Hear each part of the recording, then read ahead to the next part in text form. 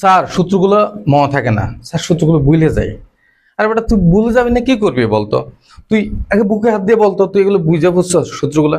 তুই যদি বুঝে পড়তি তাহলেই তো তোর মনে থাকতো, কিন্তু বুঝেই পড়স নাই, তাহলে মনে থাকবে কোত্থেকে? দেখ এটা কিভাবে আসছে সূত্রটা, সূত্রটা কিভাবে আসছে? পি পি দিয়ে কি বুঝায়? ক্ষমতা না, তড়িৎ ক্ষমতা। তাহলে পি ইকুয়াল টু কি? W by T. এটা তো তোরা আগেই জানোস। কি? P equal to W by T. W মানে কাজ আর টি মানে কি? সময়। তাহলে ডাব্লিউ মানে কাজ, আবার ডাব্লিউ সূত্রটা বসা। ডাব্লিউ মানে কি? এখানে একটু শর্ট করে ডাব্লিউ মানে কি? V Q. V Q. W মানে কি? V Q. এই সূত্র তো তোর বুঝতে হবে, তার মানে তো এই কখন কোনটা আসবে কিভাবে তখন বের করতে পারবি। তাহলে ডাব্লিউ ইকুয়াল টু কি? V Q. তাহলে বি ইকুয়াল টু কি? বি কিউ বাই টি লিখতে পারতেছিস, তাই না? এখন বি এর জায়গায় বি থাক, রাখ। তাহলে Q by T. Q by T. Q by T মানে কি? কিউ বাই টি মানে হচ্ছে যে কি? প্রতি একক সময়ে তড়িৎ প্রবাহের মান।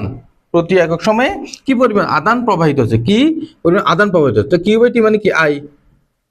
কিউ বাই টি মানে কি? আই। তাহলে সূত্র চলে আসছে তো, পি মানে বি আই। তাহলে স্যার এগুলো কোত্থেকে আসছে?